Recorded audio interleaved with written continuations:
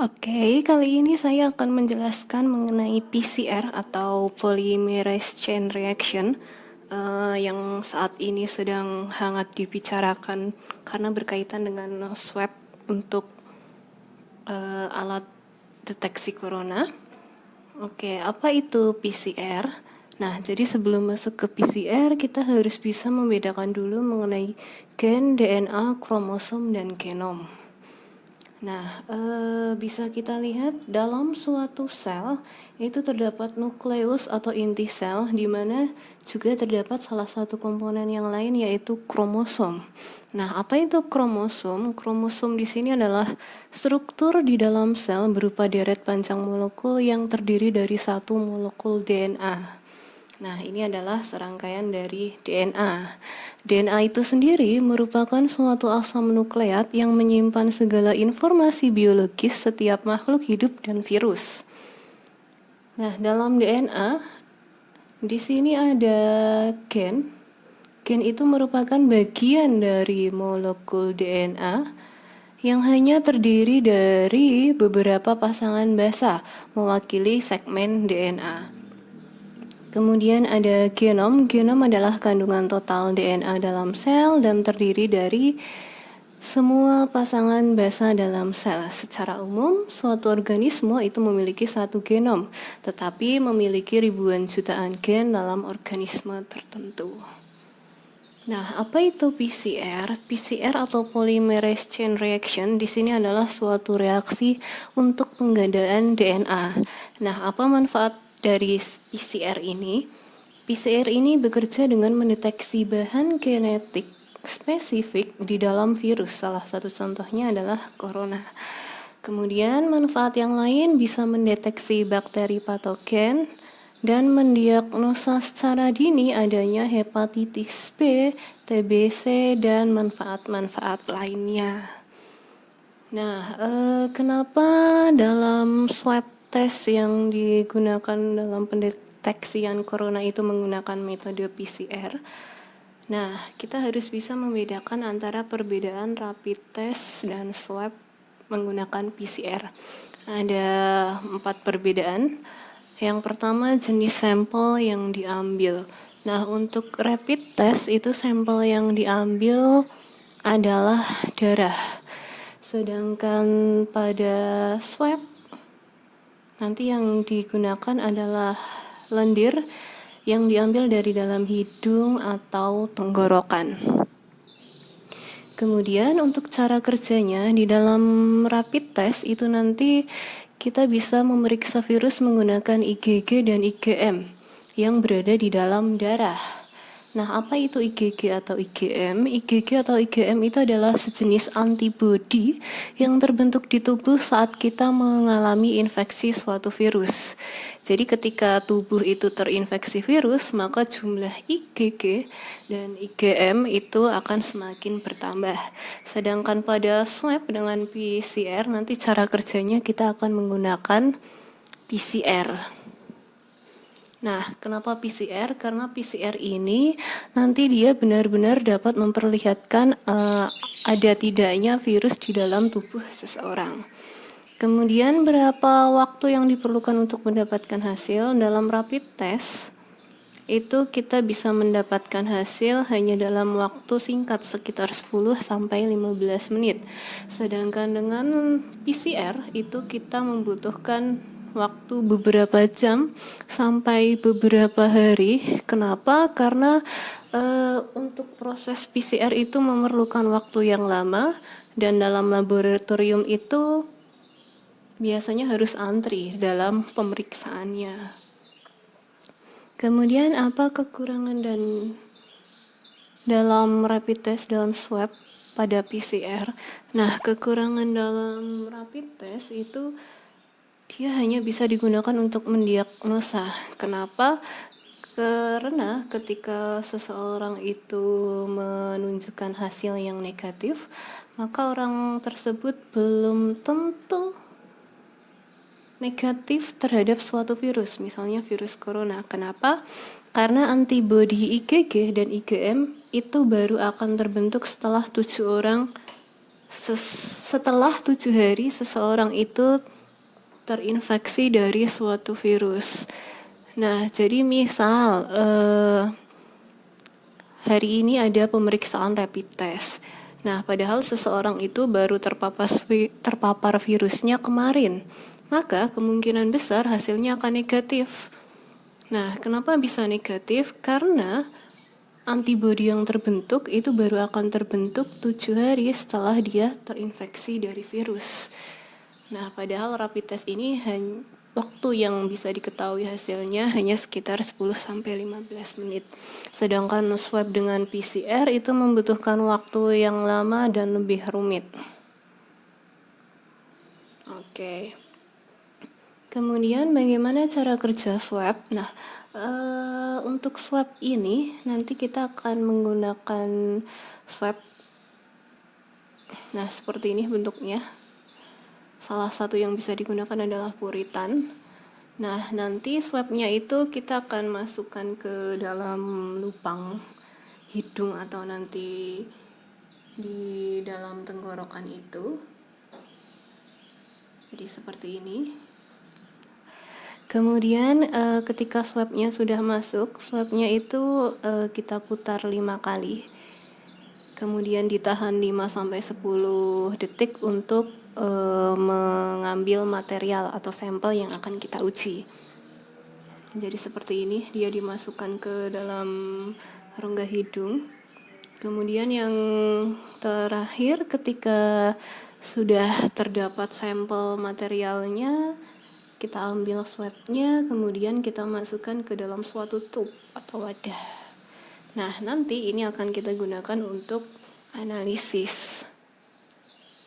Nah, bagaimana hasil sampel yang didapat dari swab tadi? Jadi, untuk persiapan sampel, itu akan ada isolasi DNA. Yang pertama itu adalah pemesahan sel, kemudian kita hilangkan proteinnya, kemudian ada presipitasi DNA dan rehidrasi DNA. Kemudian untuk mendapatkan DNA yang sudah pure, jadi nanti sampel yang sudah didapat itu akan dilakukan DNA binding, kemudian kita akan cuci, baru kita akan dapatkan DNA yang sudah murni. Nah, kemudian apa saja sih komponen yang berada di dalam PCR? Nah, di sini ada 6 komponen. Yang pertama adalah template DNA, kemudian ada primer, ada enzim DNA polimerase, nukleotida, A, G, T, dan C, buffer, dan ion logam atau Mg2+. Nah, bisa kita lihat. Ini adalah template DNA. Nah, apa itu template DNA? Template DNA di sini itu berfungsi sebagai cetakan untuk pembentukan molekul DNA baru yang sama. Ini biasanya dapat berupa DNA kromosom, DNA plasmid, atau fragmen DNA. Kemudian untuk primer itu berfungsi sebagai pembatas DNA target yang akan diamplifikasi dan sekaligus menyediakan gugus hidroksi OH pada ujung 3 yang diperlukan untuk proses eksistensi DNA. Oke, ini adalah primer. Nah, kemudian ada DNA polimerase.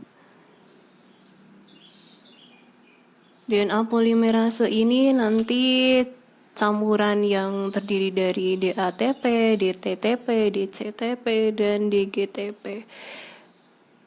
Kemudian nukleotida, buffer. Nah, buffer di sini apa fungsinya? Jadi dalam proses analisis PCR ini diperlukan buffer untuk menjaga pH agar tetap berada dalam pH yang medium atau pH yang diperlukan dalam proses analisis PCR. Oke, nah bagaimana tahapan PCR? Tahapan PCR di sini ada 3. Yang pertama adalah denaturasi. atau pemisahan rantai DNA, yang kedua adalah annealing atau penempelan primer, yang ketiga adalah elongasi atau pemanjangan rantai DNA. Nah, mungkin ini ada gambaran secara umum untuk tahapan yang berada di PCR, bahwa dalam tahapannya itu suhunya kita juga harus diatur. Denaturasi itu sekitar 94 sampai 96 derajat Celcius, annealing itu 68 derajat Celcius atau kurang dari 50-an lah boleh. Kemudian elongasi itu pada 72 derajat Celcius. Nah, ini proses secara umumnya. Kita langsung lihat videonya saja agar lebih jelas dalam video 3 dimensi. Oke, video dalam tahapan PCR. Oke.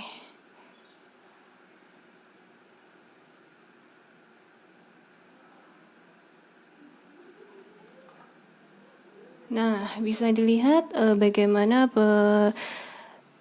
perubahan dari DNA menuju protein. Di sini ada sel yang merupakan unit dasar dari semua jaringan hidup. Kemudian di situ ada nukleus atau inti selnya. Nah, nukleus itu berisi gen-gen pada manusia, dan gen itu sendiri nanti ada 23 pasang kromosom. Nah, setiap kromosom itu mengandung susunan DNA. Nah, bisa kita lihat itu adalah gen. Gen-gen ini berisi petunjuk untuk membuat suatu protein. Nah, kemudian enzim yang disebut RNA polimerase itu menempel pada awal bagian gen.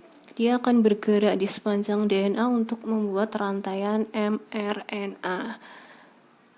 Nah, kode DNA itu nanti akan menentukan RNA yang terbentuk yang akan ditambahkan ke mRNA.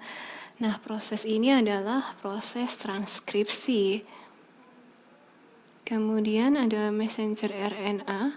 Sebelum messenger RNA digunakan sebagai template untuk produksi protein, itu perlu diproses terlebih dahulu dengan cara menghapus dan menambahkan bagian ke dalam RNA. Kemudian mRNA akan bergerak keluar menuju ke inti, menuju ke dalam sitoplasma. Oke, nah itu disebut ribosom untuk mengikat mRNA. Nah, ribosom akan membaca kode mRNA untuk menghasilkan rantai yang terdiri dari asam amino. Ada 20 jenis asam amino nanti. Molekul RNA transfer nanti akan membawa asam amino ke dalam ribosom. Nah, ketiga base penyusun mRNA itu nanti akan dibaca sekaligus, sehingga menjadi RNA transfer untuk memberikan asam amino yang sesuai.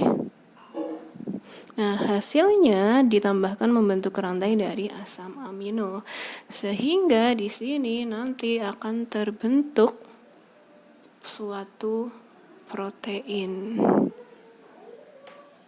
Nah, itu adalah proses tahapan dalam PCR.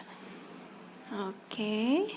Nah, kemudian ini tadi untuk prosesnya.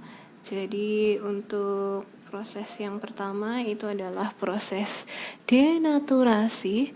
Denaturasi ini terjadi pada suhu sekitar 94 sampai 96 derajat Celcius.